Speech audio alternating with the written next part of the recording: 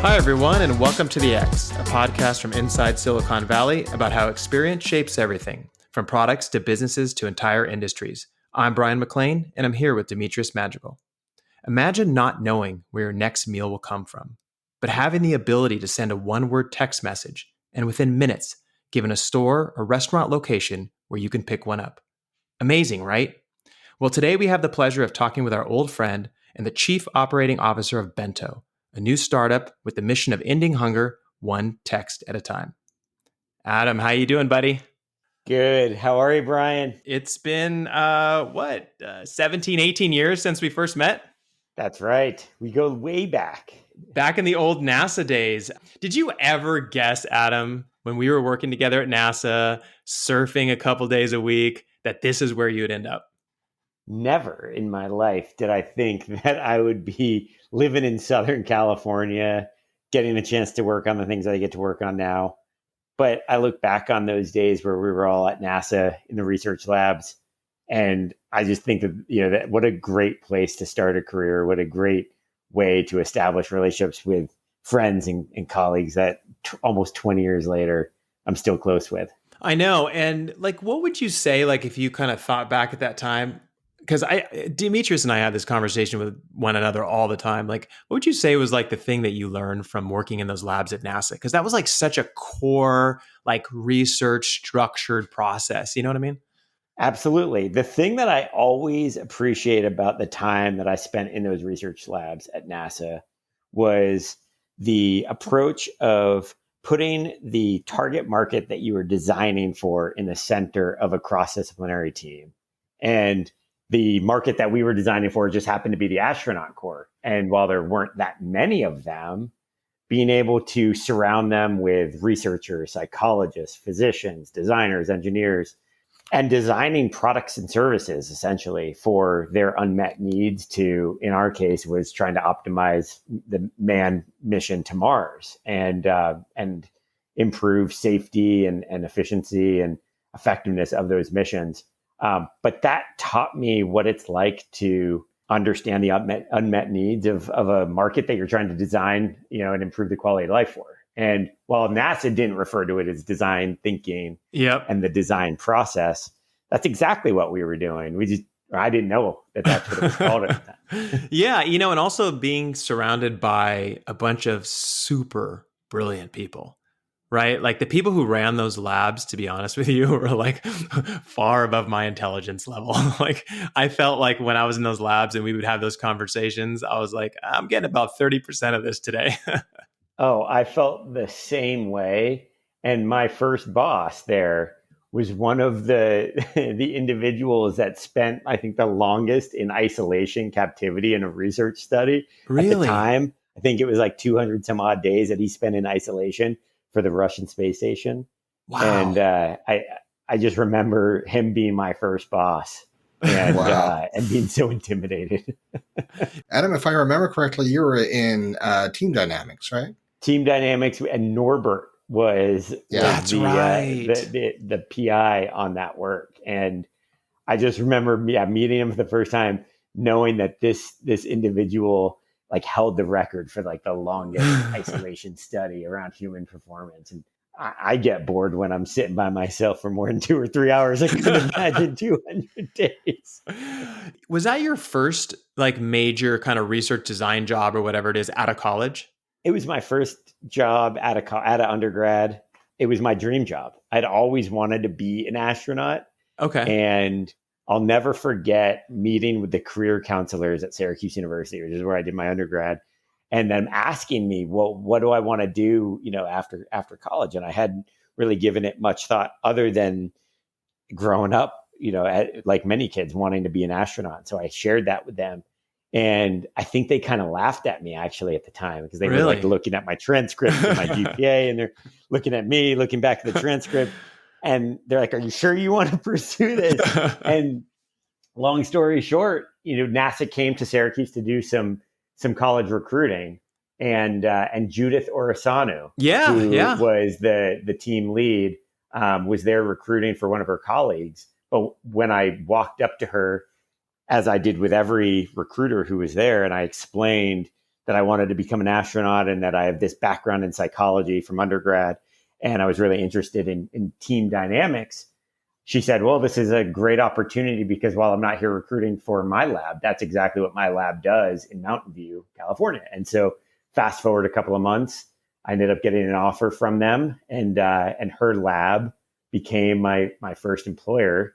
And I spent 3-4 years there, just in the belly of the beast, as you guys both know. Yeah. In government research and thinking about that from the scientific exploration lens was an amazing first job. I'm forever grateful for those conversations that led to that first job and the team that trained me as a researcher. Yeah, we feel the same way. Like I look back and I go, man, it could have gone so many different directions, but thank God that I got that opportunity to work at NASA. It couldn't get any more challenging, but also exciting and interesting at the same time. And also we met you, and we met so many other people that we're still in contact with, 18 years later. But I got to ask you though, did you want to move to California though? Like, was that also part of your goals before you finished school or anything? It was. I was originally from the East Coast growing up in my early years as a kid. My parents then moved to California when I was in high school. So I did have some experience living on the West Coast and realizing I think I was actually meant to be on the West Coast. Ended up going back east for undergrad, pretty much knowing that it was just a matter of time before I got a chance to move back. And so when I got the opportunity with NASA, it was just a perfect fit. I didn't think twice about it. I moved back. Unfortunately, it was right around that same time that my parents ended up relocating back to the East Coast for my dad's job. And so we crisscrossed, unfortunately, because we're super close. Would have been nice to have been closer to them at that point. But I ended up living in the Bay Area, San Francisco Bay Area, for the next what would have been like 15 years before moving to Southern California, which, being from the Bay Area, you can both appreciate. You don't hear too many people from the Bay Area talk about moving to Southern California with a smile on their face. Yeah. So I never would have imagined that would have happened. And I got to say, it's been an awesome transition. And it's been a handful of years now, more than 5 or 6 years since I've been down here. Yeah, I think people misunderstand Southern California because the thing is Southern California now is really thriving when it comes to technology, innovation, all that kind of stuff. But back then, it wasn't as much. It was mostly Hollywood, right? And so you have the film industry, you have production, all that kind of stuff going on, but we didn't have a lot of tech and innovation. But like you came in early. I think, how long have you been in Southern California now? We moved down here about 7 years ago, but one of those years I spent in Washington, D.C. And so when you remove that year, it's been about like 5 or 6 years full time. Yeah. For the first year, I was doing a little commuting back and forth in the Bay Area. Yeah. But 5, 6 years full time. But Bryan, you're exactly right in terms of like what I have seen happen over those 6, 7 years now is the amazing creativity and talent that had been largely focused on the entertainment industry, I think has been recognized as a huge industry that could actually make an influence on some other opportunities. And so there's a lot of talented people that are coming out of the entertainment industry looking to put their skills to kind of greater social impact. Yeah. And so when I first moved down here and I was really focused on a lot of healthcare initiatives, I was getting hit up by a lot of creatives that had been, animators or writers or just producers, and asking, well, how can I get involved in a healthcare startup? How can I actually apply my design skills to work on healthcare products and services that would impact on people's lives in a different way than their work had to date? And so now, fast forward 6, 7 years, it's not abnormal that most of the talent is working in areas not necessarily in entertainment. Although entertainment is still obviously, a huge industry down here, will continue to be so. But I think it's democratized the level of talent that's now across different industries. It's no longer rare to see really talented tech entrepreneurs and founders be able to start new companies that have nothing to do with entertainment. It's underestimated how important creatives and artistics are important within the tech industry. And now that there's so much more technological development going into movies, the lines are blurring more and more. So Adam, I want to talk about obviously Bento and Not Impossible Labs and the work you're doing right now. But can you give us kind of an idea of how you got from NASA to being the chief operating officer of this new startup. Like, tell us a little bit about that story. Sure. I'm probably a good case study for taking a very nonlinear pathway Okay. to just constantly putting yourself on teams and in rooms with people who are far smarter than I am. And that recipe has always led to great outcomes for myself. You know, I feel like I've always found myself on teams where I'm inspired by the people that I get an opportunity to work with. And so that has kind of driven a lot of the work that I've done. But when I was at NASA and I started seeing the writing on the wall that, okay, government funded research had a certain career pathway that was probably not as interesting to me, you know, after a couple of years. And primarily because I saw the design process that I described a couple of minutes ago in terms of really, you know, taking a cross-disciplinary team of experts from different fields and looking at these problems from different lenses and creating products, services, and ultimately businesses that can address those issues as something that I really wanted to explore and to be able to affect change in a much kind of broader way. And while the astronaut program and the space program is an amazing program, I'm fortunate to have gotten a chance to be a small part of that at that time. I just saw like the consumer industries of health and healthcare and the healthcare industry and the healthcare system that we almost hesitate to even refer to it as a system because I think using the word system has a connotation that there's parts of that are interacting together, and we don't have that. And so I was looking at a lot of these issues in our country and asking the really naive questions: why haven't we designed the right products and services and ultimately businesses that could address some of these big systemic, you know, problems, chronic conditions, you know, poverty, hunger, homelessness? All these things felt like they were problems that needed solutions from outside industries to address. And so as a naive kind of early career person, you know, getting on these teams to work on some of these things, I just kept pulling that thread, kept asking the questions, which led me to work on these types of big problems. And so I worked for different consulting companies that got hired by large corporations to do some of that work. Jump Associates, Method Designs. These are all consulting firms that gave me an opportunity to learn the skill set of being able to go into an organization, hear what their problems are, understand what the opportunities are for them as a company to solve some of these bigger problems in a way that also had a sustainable business model associated with them. And that was all good training. And one of the things that I was kept feeling was, as I was listening to a lot of executives discuss the problems of their company, was it doesn't really seem like they really know who their target market is, or it doesn't really seem like they have a really deep insight into, you know, what their customers' unmet needs are in a way that would lead them to where the puck is going rather than kind of where the needs have been. And so I just always felt like out of place in those conversations and figured, well, it's probably me because I don't have a business background. Maybe I should go get an MBA. And I ended up realizing that I was going to go to an MBA program that was probably not your traditional MBA program. After researching all the types of programs that I was going to go to, I opted to go to a design MBA program from an art school. So if you think about the intersection of design and business, it's truly the intersection of those two things. How do you actually design businesses thoughtfully the way a designer would create a product or a service? And so it was a 2-year program that was largely project-based. And I selfishly just took on a bunch of healthcare challenges that I wanted to address as a student, because you can get amazing access to people when you say that you're a student. And so California College of the Arts, that was where my MBA is from. I spent 2 years there basically like doing a deep dive into like reinventing primary care, reinventing the insurance industry. And doing all of this as a student, you have very few constraints. And so it was a lot of fun to just explore. Yeah, and I do have a question about that bigger insight that you had when you said that a lot of these executives and leaders didn't really have a deep understanding of the needs of their customer.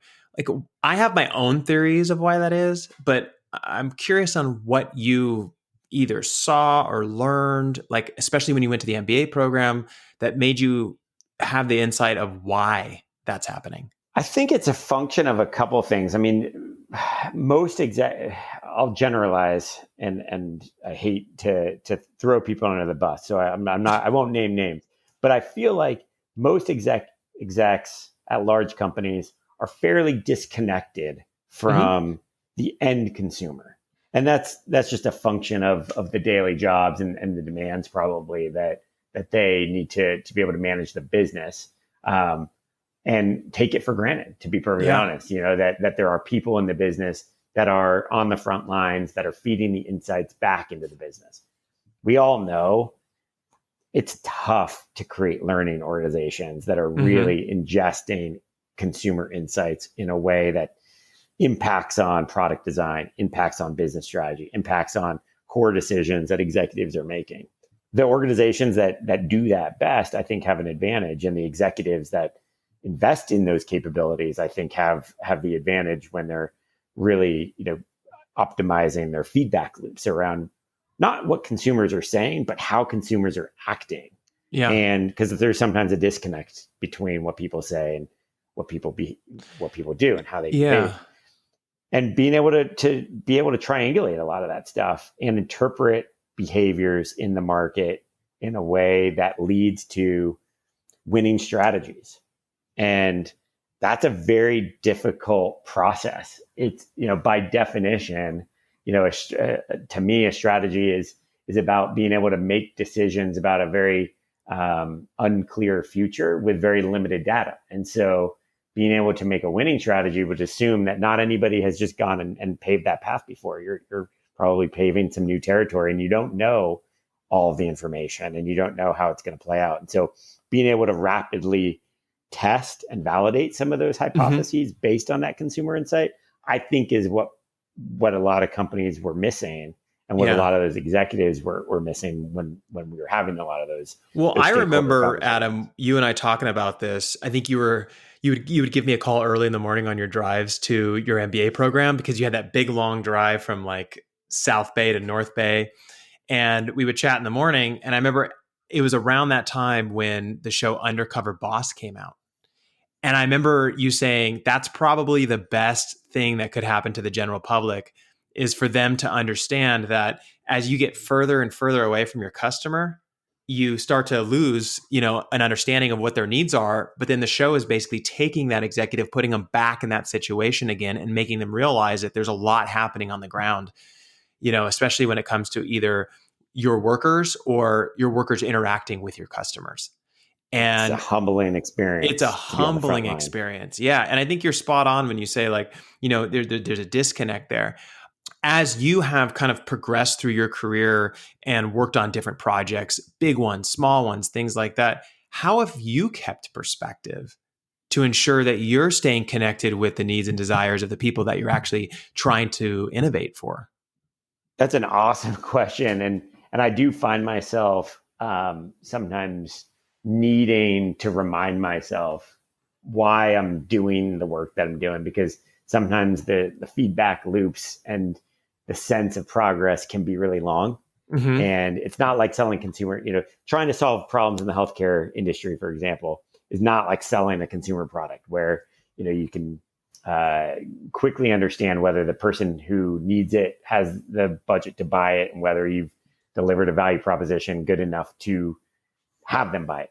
In healthcare, the buyer is not the user is not the purchaser of it in many cases. And so it can be really difficult to see the progress, be able to get those feedback loops that I was just referring to know whether you're on the right track.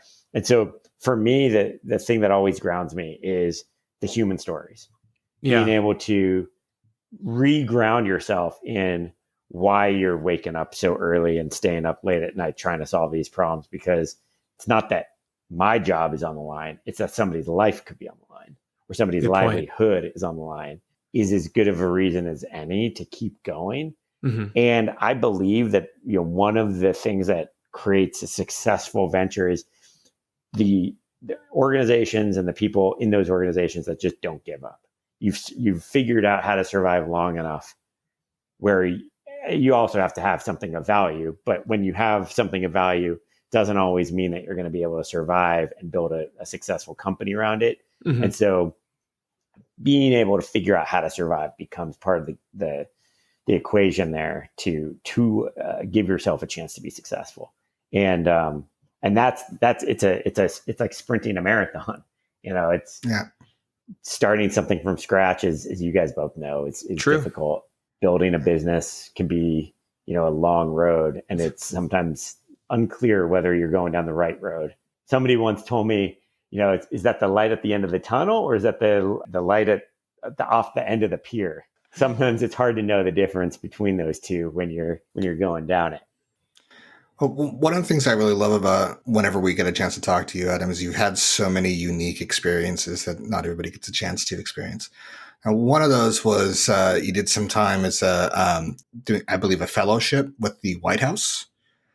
So now you've worked in government, you've obviously worked in the startup community, and each of those have kind of different assumptions. How is it different or similar in the White House, and how does this connection to the end user and consumer, how does that play into your time you spent in the White House? So the Obama administration established a fellowship for the listeners who might not be familiar with the fellowship that I was a part of. And the fellowship was called the Presidential Innovation Fellows Program. And it was an effort to bring private sector entrepreneurs into government to work on high impact government initiatives, but with the explicit intent around injecting entrepreneurial horsepower into those initiatives. And I think, it's one of the first administrations to really recognize the power of the entrepreneur as a competitive advantage for government. And I think I give a lot of credit to the Obama administration that established the first chief technology officer role for the White House and a bunch of other key roles that really highlighted the importance of bringing private sector entrepreneurs in and giving them the opportunity, but maybe even more important, the air cover to be entrepreneurial in government and to enable government to act as a platform for private sector innovation in ways that they might not have otherwise. And, we see what happens, or we saw as a country back in 2013, 14 with the healthcare.gov debacle, where for the first time in probably modern day, a website crashing made front page news and was topic in the Situation Room. And so it took that type of a debacle and frustration, obviously, for the administration that put so much emphasis on the rollout of Obamacare, where now individuals weren't able to actually go sign up for Obamacare, to really put a spotlight on, hey, government as a provider of social services and enabling the quality of life for people in our country needs to think differently about how we deliver on those services and how we deliver on those value propositions.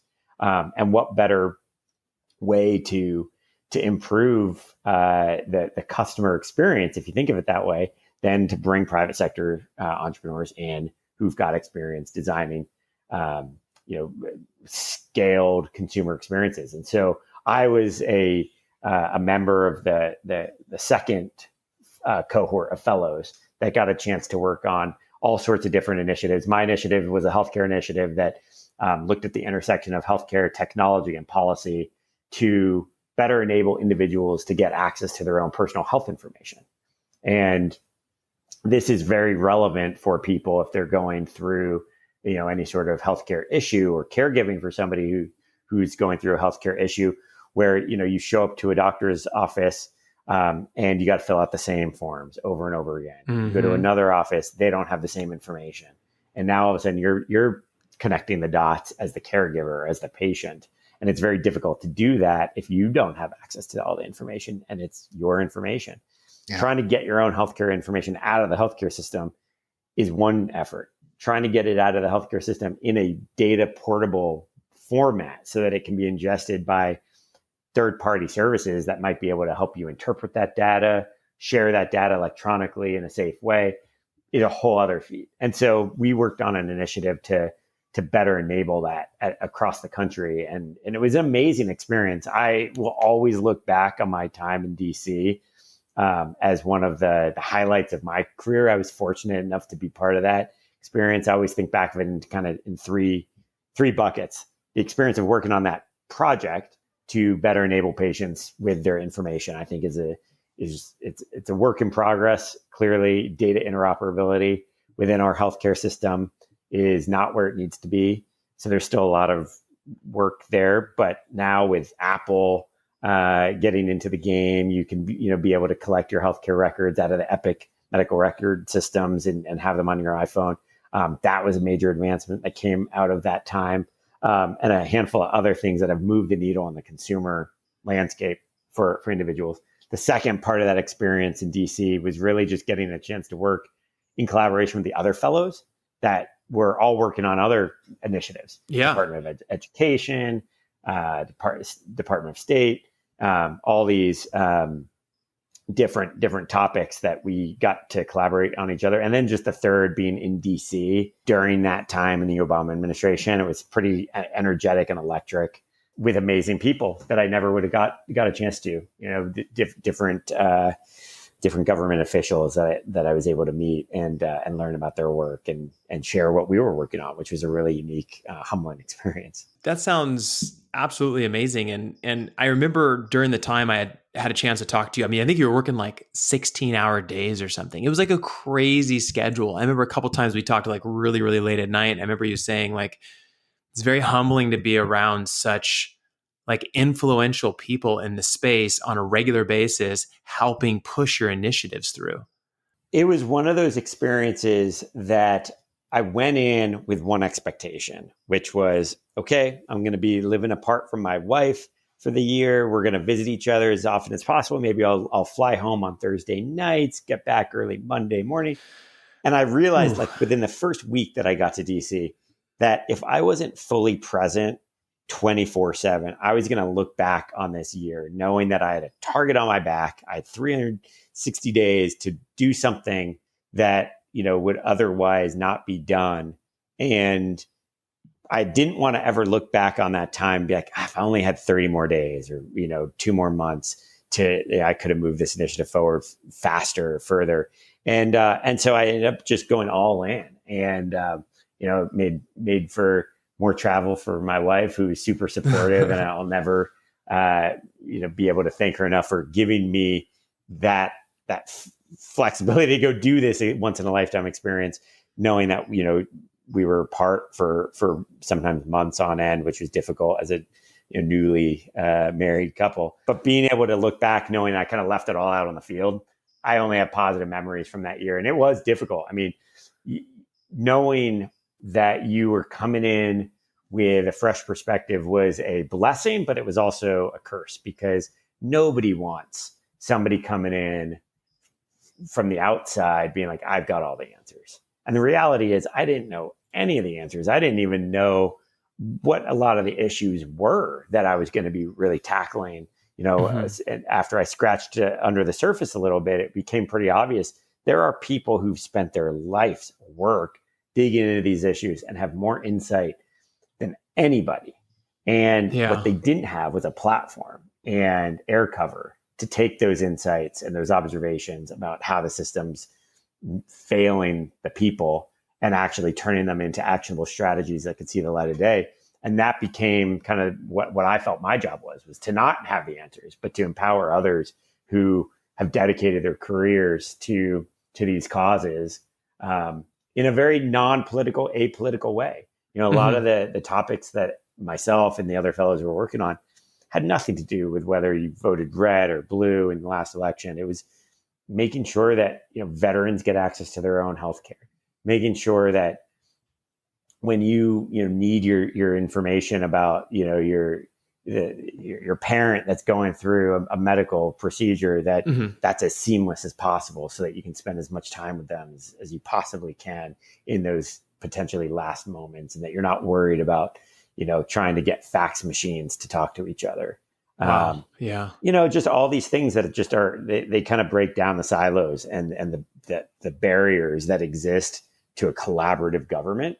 And to me, it taught me that when you put the right people in the right room with the right vision and the right air cover, even government can move at light speed.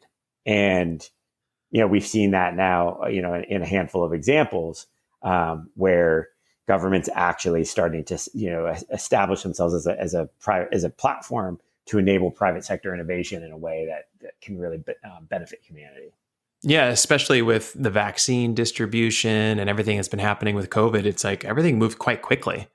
When you look at it, and right? There's always challenges. There's always things that'll get in the way of progress. But as long as we can recognize those things and make sure that perfection doesn't get in the way of progress, then I think our natural instinct to test something, learn from it, iterate on it, that applies to government too. And when government's given the freedom to do that, now they've got a lot of talented people there. And now it's kind of exciting to see, because there was a little bit of a different feel during the Trump administration, and a lot of the fellows, were not necessarily a part of the Trump administration that were part of my class. But now I'm seeing a lot of my fellows and alumni going back to the administration now with the Biden administration, and a lot of people are getting jobs at the White House and putting their efforts to benefit the situation that we're in now. Yeah.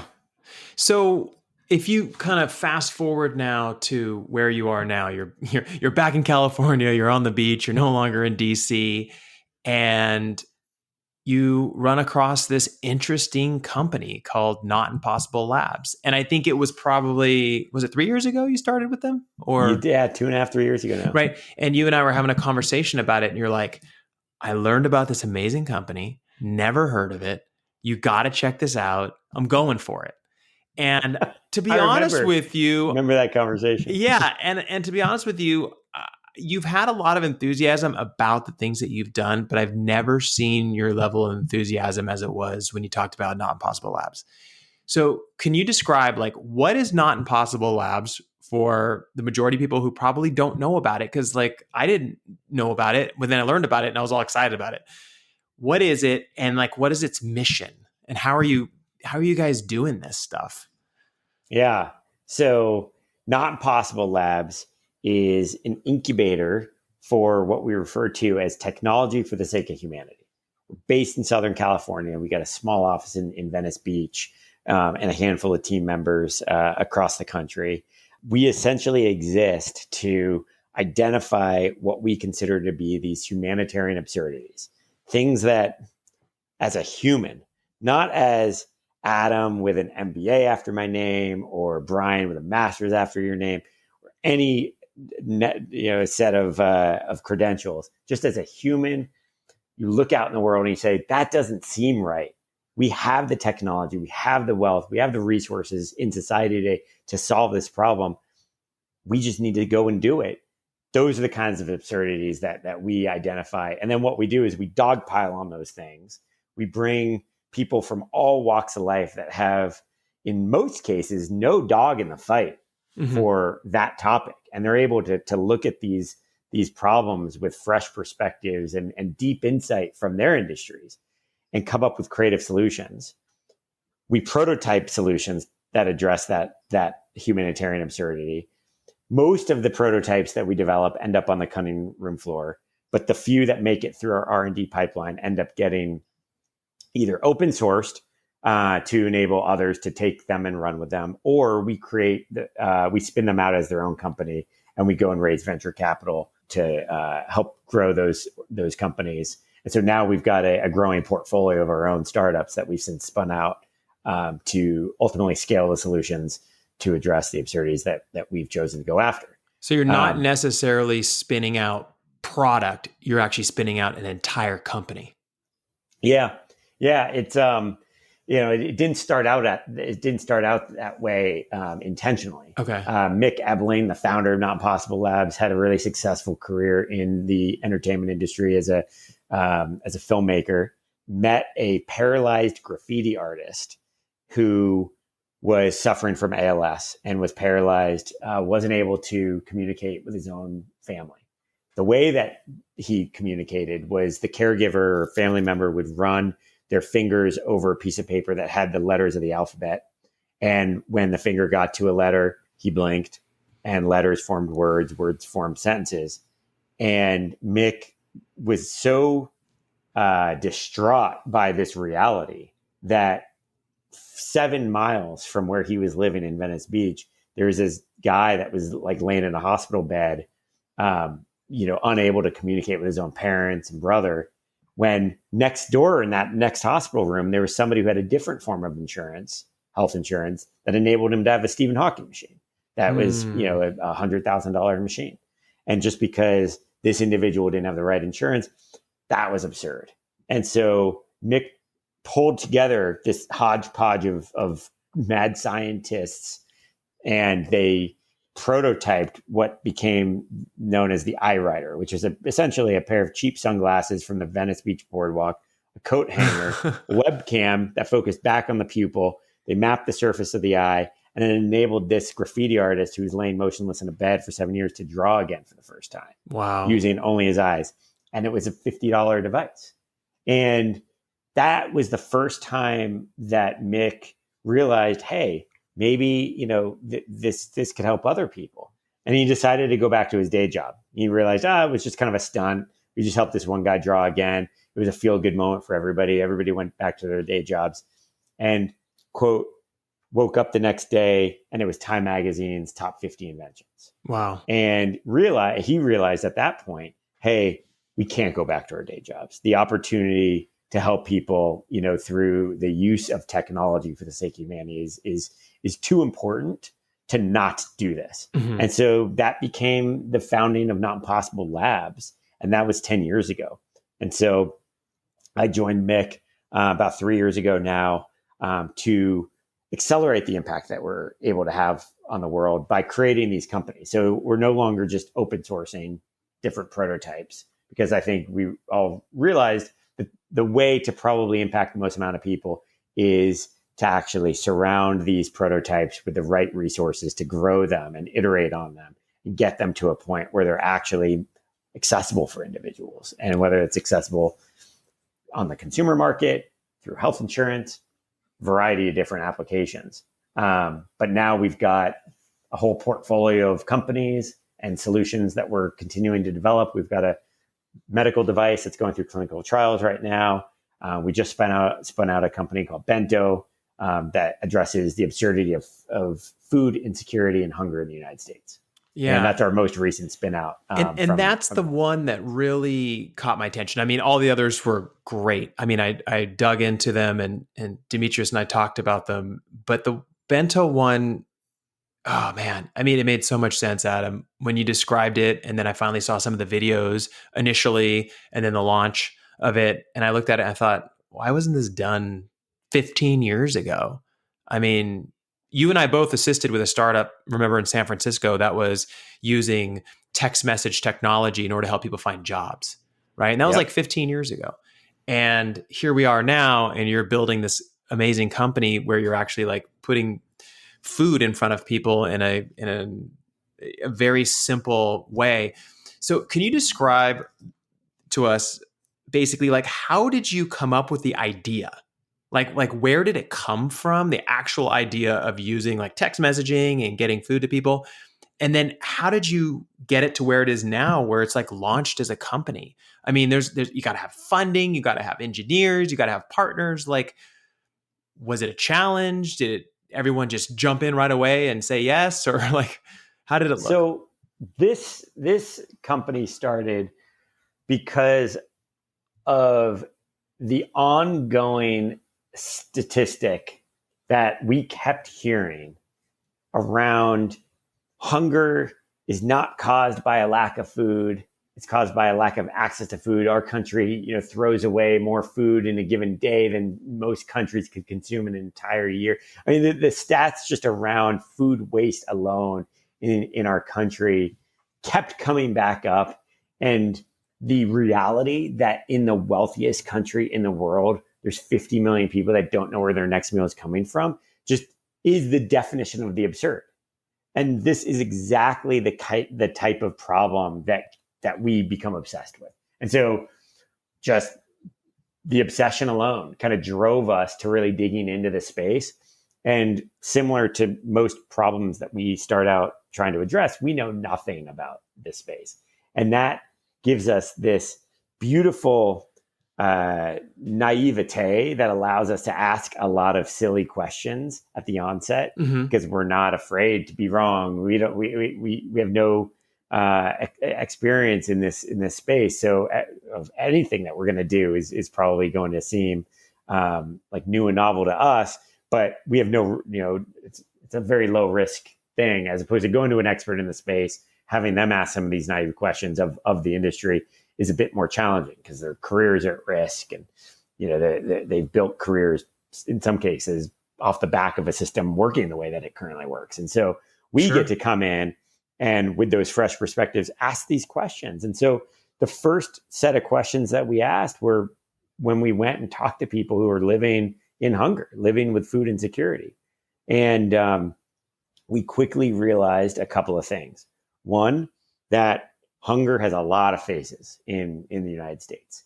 We all probably can picture a homeless person standing on the corner holding the sign saying, "We will work for food." Of course, homeless people are struggling with hunger and food insecurity, and that's a heartbreaking reality. And homelessness is a big problem in our country that seems to only be getting worse. The reality is that group of people is actually a smaller percentage of the overall population that's food insecure.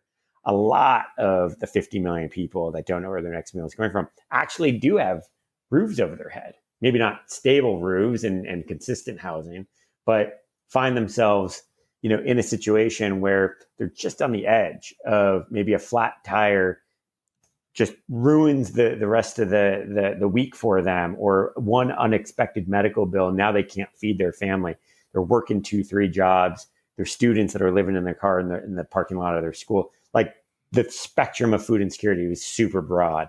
And so we interviewed lots of people across that spectrum. The one thing that they all had in common was they all had access to a cell phone.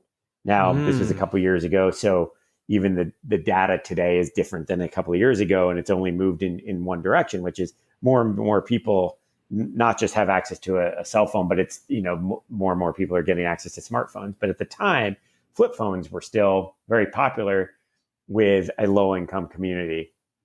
And so we started to prototype different ideas, or started to kick around different ideas. And we were brainstorming on the corner of a street where, in eyesight, there were a handful of restaurants surrounding this one corner where a lot of homeless people were hanging out.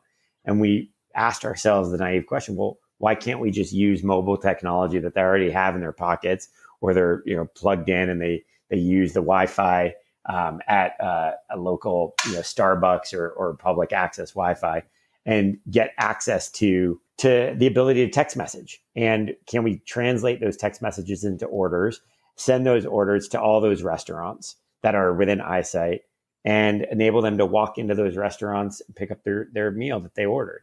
And so that was the first kind of inkling that there might be kind of a harebrained idea. And Bryan, you said it, like 10, 15 years ago, text message programs existed. Then we all went off into different businesses and tried to build apps and trying to, get people to download your app. We all know the friction that's involved in that. And so what's beautiful about this initial prototype was it didn't require anybody to download an app. You didn't have to sign in. And we validated that if we created this solution, people will use it. Organizations that support these at-risk communities will deploy it. And we can get third-party funders to come in and pay for the cost of the meals. And so once we had enough validation that there was something there, then we went to work in borrowing and stealing resources wherever we could to build the first like legit prototype, not knowing that we were going to launch this first prototype in the face of a pandemic. And so Salesforce actually raised their hand, came in and basically said, we will support this prototype. We will help you build this prototype. We'll get it launched.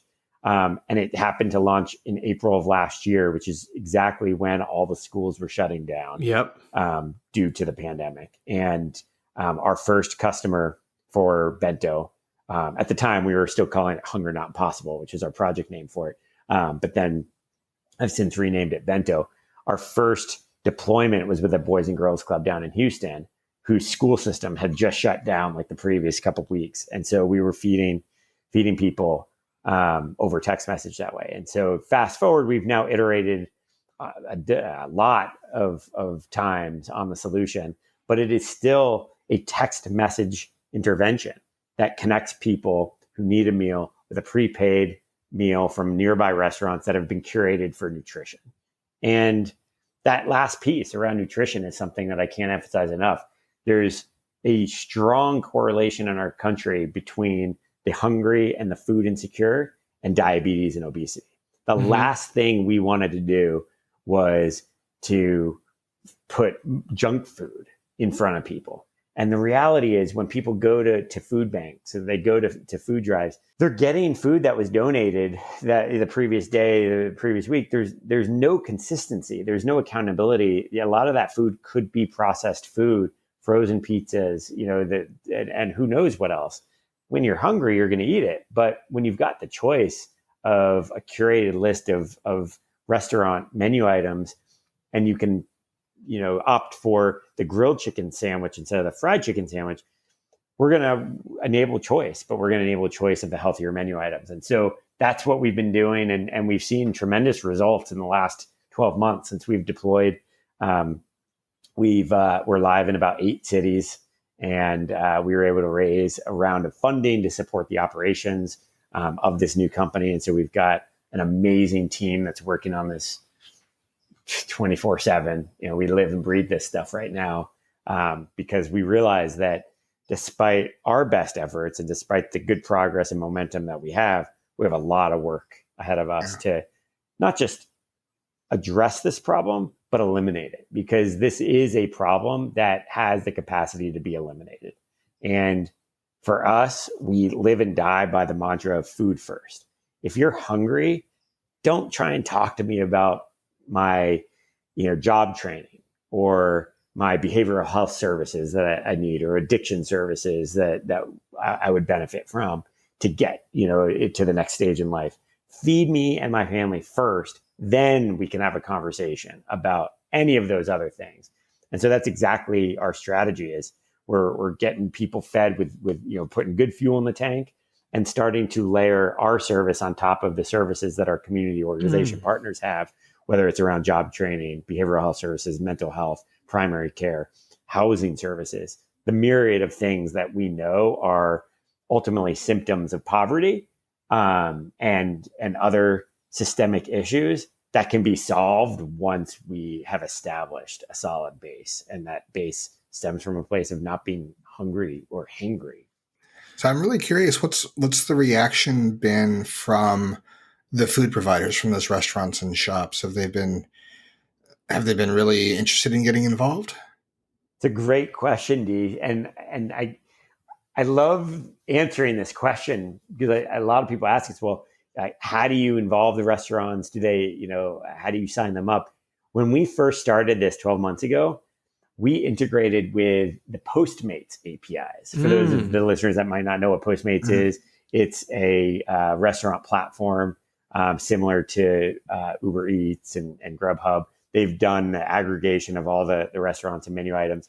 They gave us permission to basically tap into some of their databases so that when an individual texted their order based on their geography. So the way that an individual would use our services, they'd type the word order or hungry. There's a couple of different words that somebody who's eligible to start ordering can type to start an order based on their address that they put in.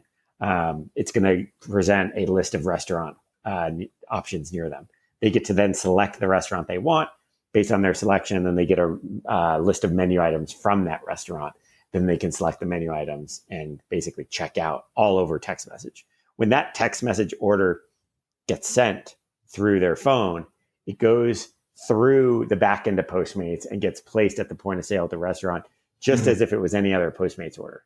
Now we've integrated with a bunch of other platforms, but when we started, it was just Postmates. So these restaurants didn't even know that they were part of our program. And they just saw these orders come in as another Postmates order, which is a critical design principle for the solution, which is about being stigma free. So when that individual walks in, it's not Adam, the destitute, food insecure person who needs a handout. It's Adam who's just there to pick up his meal, just like anybody else who might have ordered it online as a to-go order.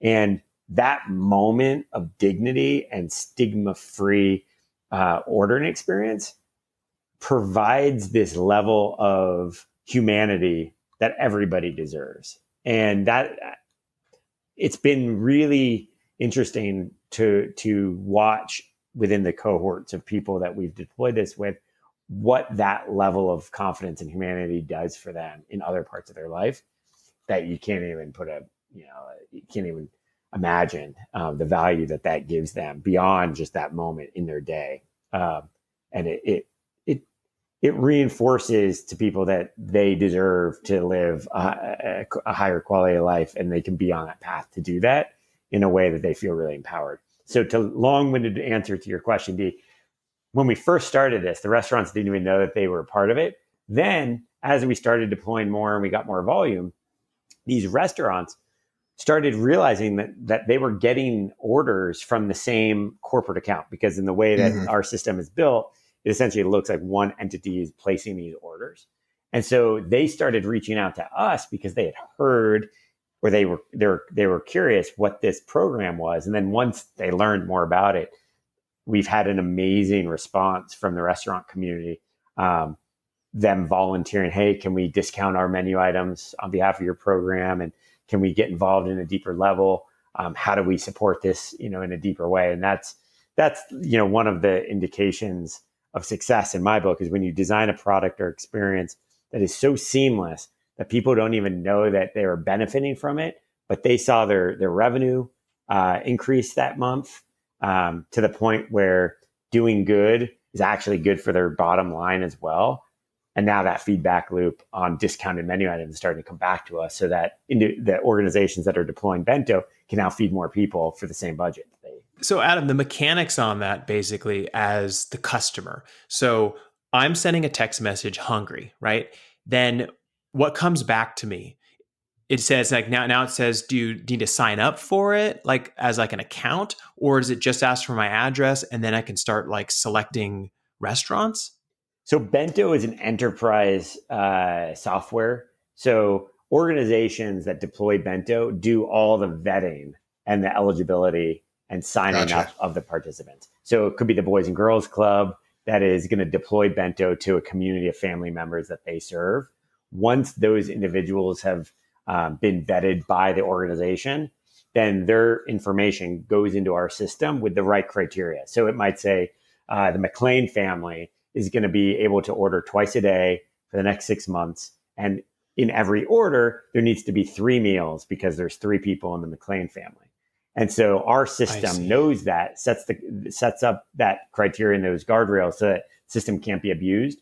And then once you're in the system, then our system knows your phone number, and it's all based on your phone number. And so then you would be able to use the system the way you just described. So it's starting an order, going through the flow, and our technology keeps those guardrails from having people abuse the system and ordering, more than they might be eligible for. Yeah, because I was thinking about it, and I was beyond the possibility of abuse, I can imagine you and I know, when there is a good UX, it spreads fast, word of mouth.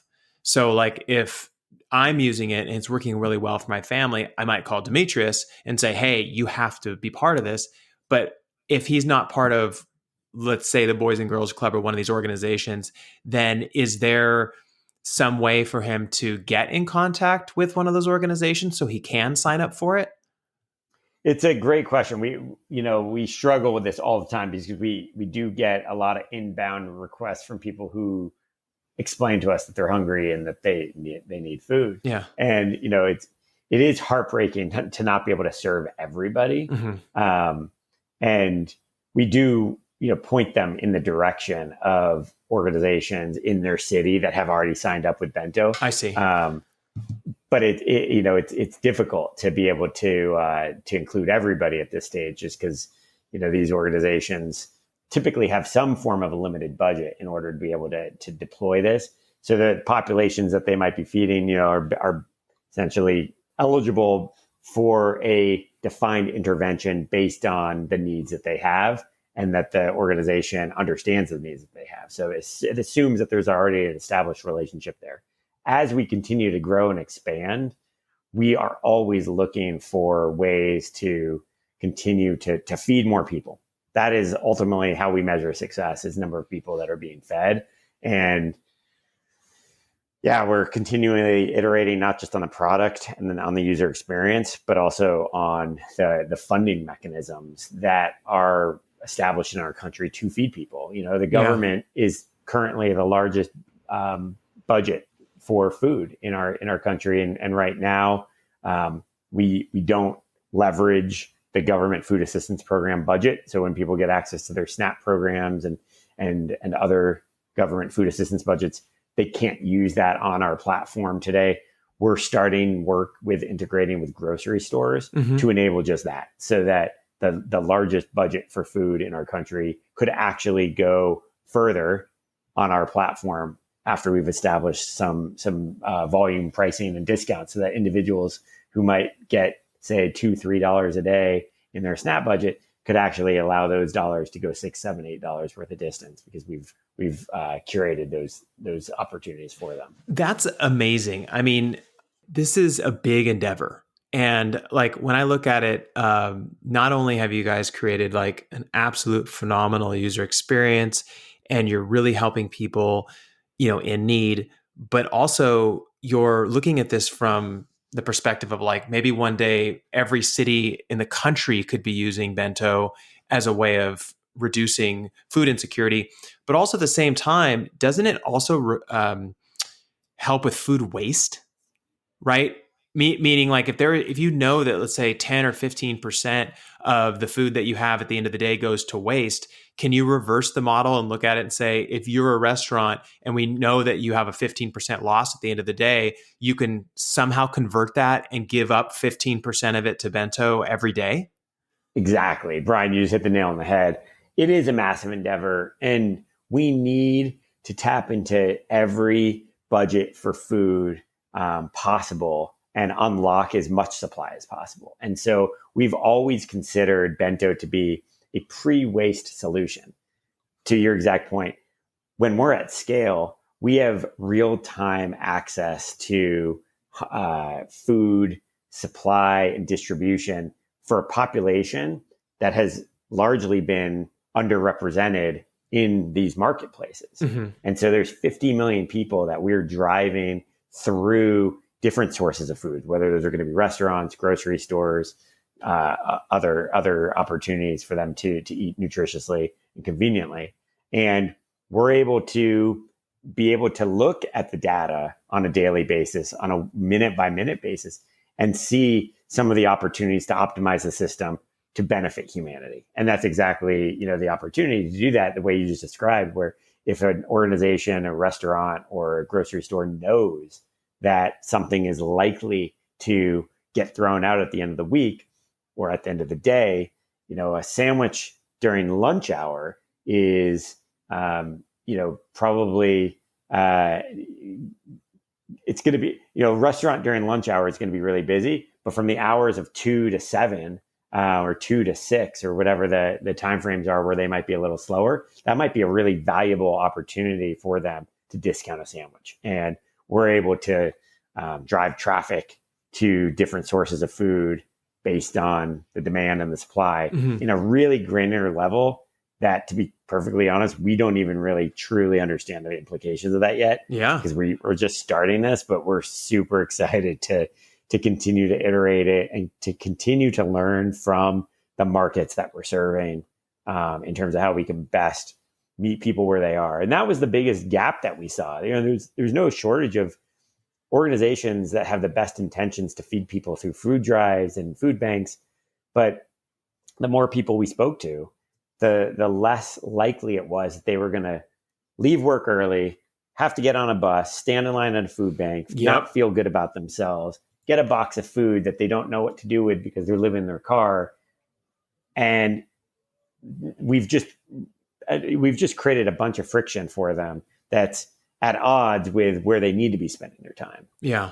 Whether it's getting that job or going to, whatever the set of services that they might need in order to improve their situation.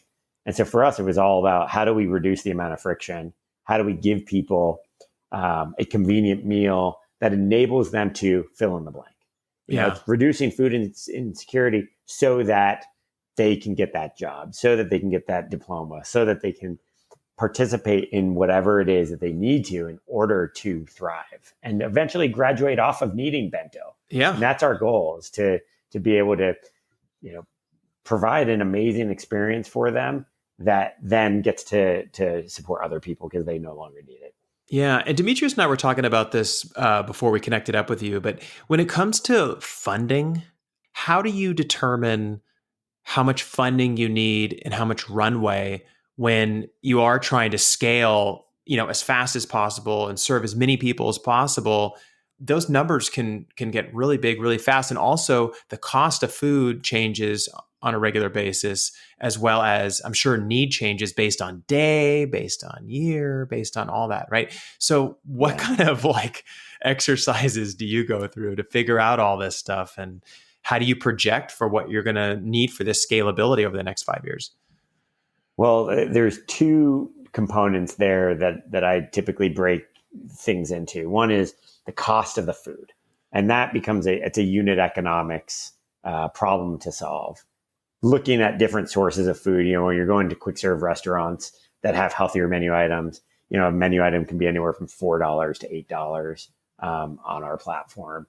And that's potentially at retail pricing. So, we're paying a premium for those menu items. As we continue to drive more volume, we're getting more of the restaurants to see the opportunity to discount those menu items on our behalf. So that's a new program that we're starting to really essentially scale the discounted menu items in all the different cities that we are operating in. At the same time, we realize even that is still going to be a premium price point. And not everybody needs to eat at a restaurant for every meal. And so we see the opportunity to address the unit economics by also integrating with grocery stores. And that's a really important thing because people who want to be able to cook at home or prepare a meal because it makes them feel good that they can actually do that, and that's the most optimized meal for them at that time, they should be able to pick up a set of grocery items that are nutritious that could feed them and their family for the week or whatever it is, and to be able to do that. So when you blend those prices together, now it starts decreasing the average cost of a meal. And so this is a long-term play for us. Yeah. We know, starting in year one, the meals it's a big cost for us right now, and a cost that our customers are paying for in the form of the enterprise organizations that are deploying this. But over time, we've got a plan to reduce those. And then the second bucket of costs are operating, the company and building this product and running these programs and building out these partnerships. And that's where we're really fortunate to have brought on amazing investors to see the vision of this and to be partners with us in trying to build this, because we do see this as a big opportunity to make a huge dent on this problem and eventually eliminate it. We also have grand plans of being able to go beyond food at a certain point, whether it's by integrating directly with our partner services or even thinking about our own additional services. Again, now that potentially food is not a stressor for somebody for the next 6 to 12 months, what other services do they need? And text message is a really powerful form of communication. And I keep going back to what you said, Brian, a few minutes ago, around 10 years ago, 15 years ago, we were working on text message programs. And then, fast forward, everybody was building apps and everyone's still building apps. Text messages, if you look at your phone now, I guarantee you there's probably two things on your phone that you use more today than anything else. One, probably some social network, but then the second would be, the text messaging feature, and maybe even calling, if people still even use their phones for that. But text messages is the lowest common denominator when it comes to communication, and it has yielded amazing engagement rates for us, and we've been able to, in a very short amount of time, build trust and high engagement with a typically very hard to reach population that needs support right now more than ever, especially, as we come out of the pandemic. The rest of the world is going back to whatever normal might be for them. But food insecurity was a problem way before the pandemic and has only been exacerbated. So there's going to be a long tail, reckoning here when it comes to people in our country not knowing where their next meal is going to be coming from, despite the fact that we have more than enough food to feed everybody. If there is somebody out there, if there's another entrepreneur out there who wants to do something similar to what you're doing with food, but in a different opportunity space, like shelter or something else, what would you tell somebody like that for them to focus on?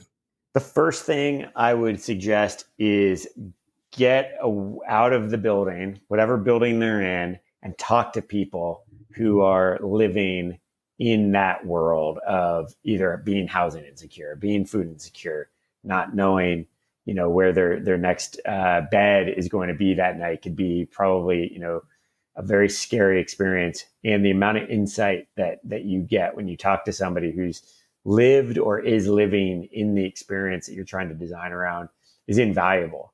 And talk to enough people to be able to get a wide swath. And for me, I always, kind of take the step back after that, think about, okay, what are the organizations that are in business today to support these individuals? Not that they're doing maybe the greatest job today, but is there a way to help them do that job better? And are there use cases that you could actually improve upon if you provided them something?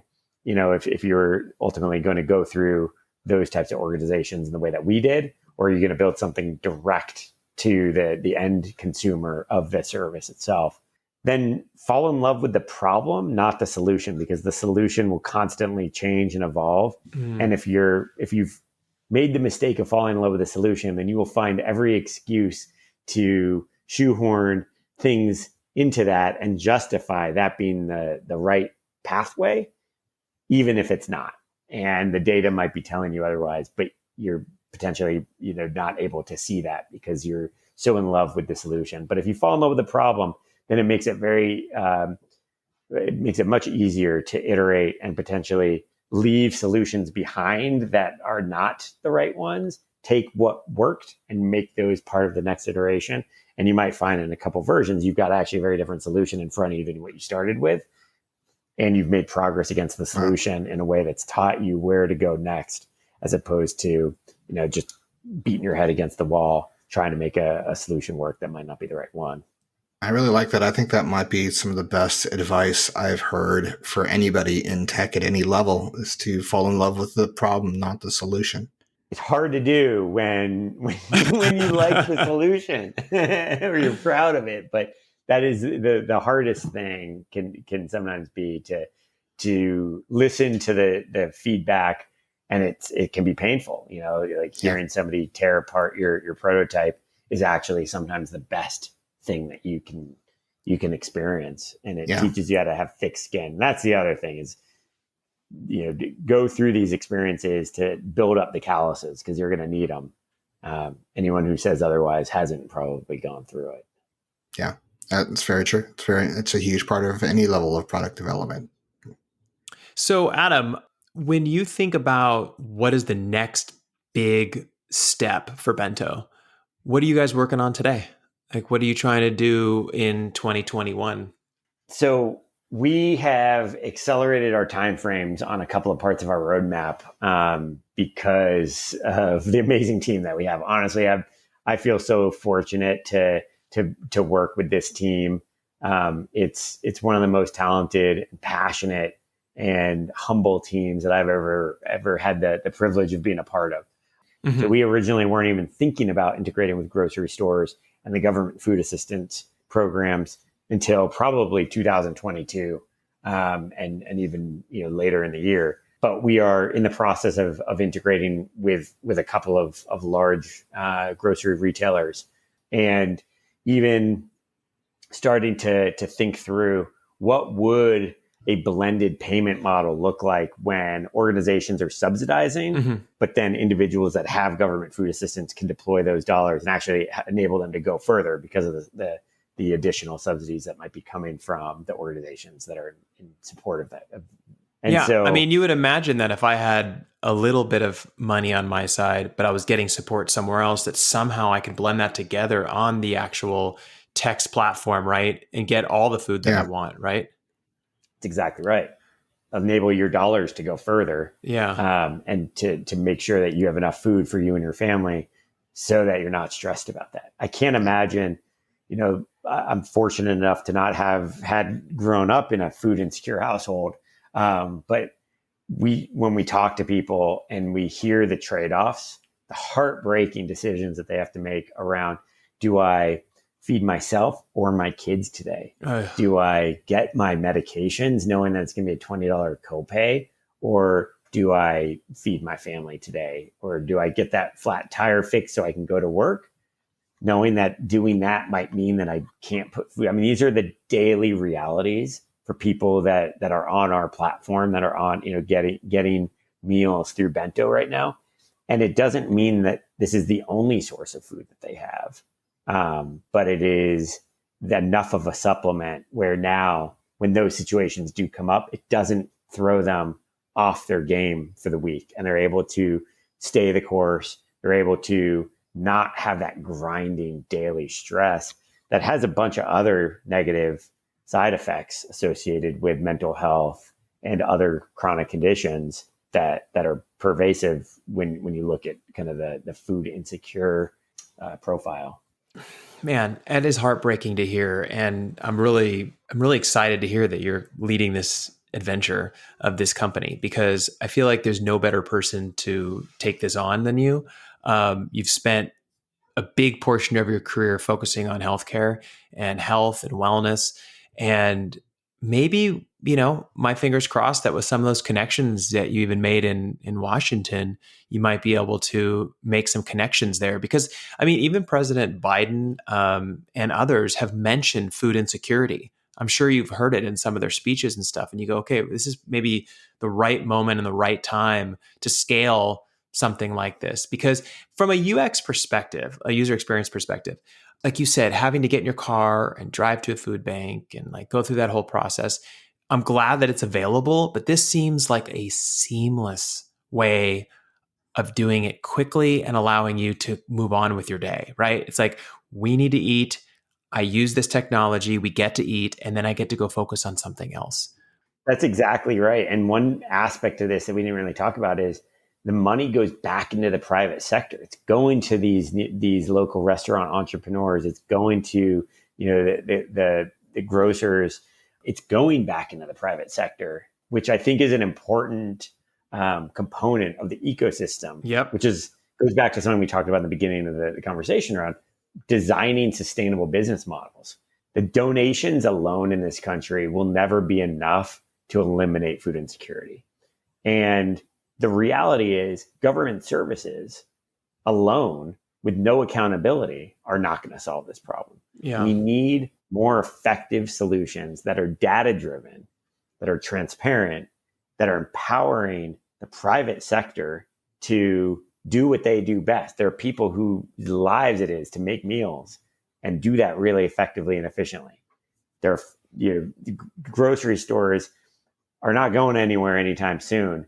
How do we leverage them and create systems that actually feed itself and create more efficiencies in the system so that we're not relying on taxpayer dollars to go to government services that, quite frankly, don't have the kind of outcomes that I think we deserve for ourselves. And the rates of chronic conditions in our country, I think, are a clear example of that. There's very little nutritional accountability associated with a lot of our our food programs, and that's solvable. We're solving it on a micro level right now, and we also recognize that we are just one component of a much larger system that has to come together. We won't be the only solution. We need to be a tool in the toolkit for our government ultimately that can deploy multitude of different solutions against this problem. But we do believe that we're trying to raise the bar for what it means to deliver a data-driven, accountable system against something that is hyper measurable, and that's both from the inputs and the outcomes as well. Well, with that said, though, when you say data-driven, are there any?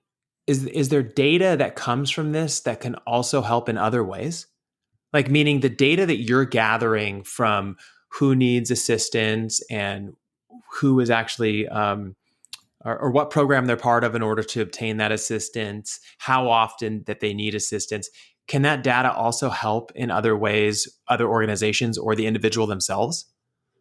Absolutely. We're very careful with how we frame this because, we want to protect all participant information. We don't sell it. We don't expose it to anybody, but we do have access to a really unique data set, which is a population, again, that is typically not engaging in a lot of consumer activity where there's a lot of behavioral demographic information, consumer information, preferences, trends.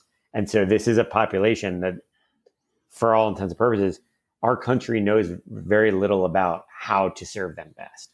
And so we are amassing a massive data set on this population.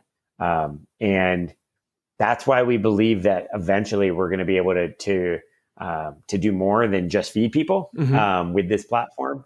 And we're going to be hyper careful about it because we spend a lot of time building trust with our participants. That is the currency that we live on. And when we establish that trust, engagement is through the roof. People, and it's not a surprise. We're feeding people in a way that meets them where they are, and so they really appreciate that. And with that comes a sense of accountability and responsibility. And we want to make sure that we are always making sure that things are, opt-in expectations. So we're going to make opportunities available for participants for other services that we could, either integrate with or layer on top of, and they get to decide whether it's something that they want to participate in, as opposed to the other way around. That we're not going to sell their data. We're not going to hand over these participants to third party services for any amount of money. So that's the kind of ethos of our company. But what we have seen is when we've established this trust, this participant group is much more willing to engage in some of these additional services. We just started a new program that's offering free transportation to get a COVID vaccine. Nice. And okay, we're getting participants on our platform to basically raise their hand, opt in, and then we facilitate the entire coordination of that all through text message. And again, if somebody's hungry, don't talk to me about going across town to get a vaccine. Yeah. But now that we've fed you and we've done that consistently for the last however many weeks, now they're much more willing to be open-minded about actually engaging in what could be a very acute healthcare moment, but could also be a longer-term one in the future on primary care. Yeah, and that was something that kind of came to mind when you were saying that, is that now that they've just engaged in the platform and you just said, okay, you can go pick up your food at this place, the follow-up text message can be, have you been vaccinated? No? Hey, want us to come pick you up and take you there? Right? Like, it becomes this full service in the future healthcare option, really. I mean, it's not necessarily like going to the doctor kind of healthcare, but all the components, not yet, but it's all the components, right, that actually make up. I mean, one of the things that you taught me a long time ago when you were really deep into healthcare is you said healthcare sometimes is framed up in people's minds of like just going to the doctor. But ultimately, it's about eating right. It's about exercising. It's about having good friends and family around you through a support system. It's all of those components together. And when you can weave all those things together, you can live a really, really healthy life. And it sounds to me like 15 years later, you're trying to weave all these ideas again together, just the way that you talked about it with me when you were in grad school. I'm trying, and it's humbling to hear you say that, because I feel like on some level, I'm just getting to the starting line of putting some of these plans in place, and it's crazy to think back that we have had those conversations 15 years ago. Yeah, which is just crazy. Yeah, I haven't been this excited about something that I've worked on in a long time. I mean, it's one of those things that I think it sounds cliche, but I'll say it anyway. It's like, I can't wait to wake up and make progress against this on a daily basis. That's and amazing. It's selfish because I'm having fun. Yeah. But on the other end of that, I know that we're helping people, and I'm just trying to keep up with my team. Again, I can't say enough about this team is insane. And I'm so lucky that we've been able to bring people on board that are equally as passionate about kind of the long-term vision, but they understand, what has to be done today. And it's not all sexy glam work. It's making sure we've got menu items, building these menu items, building Subway sandwiches in our systems. Like, this is the work that's being done on the back end in order to, make sure that somebody's got this frictionless, seamless experience that is going to lead to this better outcome in the future for them. And we get to, see the incremental progress on a daily basis. But when we look back even a month, let alone a year now, it's kind of tremendous and kind of amazing to see what this team has been able to pull off. Awesome. Well, Adam, thank you so much for taking the time to do this today and chat with us. As always, we're impressed and moved by the things that you're doing. And, it just blows my mind what you're doing. And we really hope Bento takes off in a huge way. For the listeners that would want to help you out, they want to contribute in one way or another, whether it be a contribution, funding, anything. Is there anywhere that they can go in order to do that? So you can check out Bento online at gobento.com. And there's all sorts of information on our website there. You can also check out notimpossible.com, which is our parent company incubator that started this harebrained idea. And there's more information there.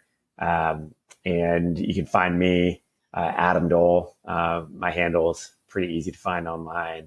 And please reach out if there's anyone that has any ideas of how we could move this ahead and collaborate. I'm always excited to hear from people and learn from those that are already in the space doing this work and identify some collaborations. Awesome. Well, thank you, Adam, so much. And for our listeners, we'll be posting links to all the different sources that Adam had referenced on Twitter. You can follow us on Twitter at the X Podcast 1. That's at the X Podcast number 1. And we will see you all next week. Thanks again, Adam. Thanks, Bryan and Demetrius.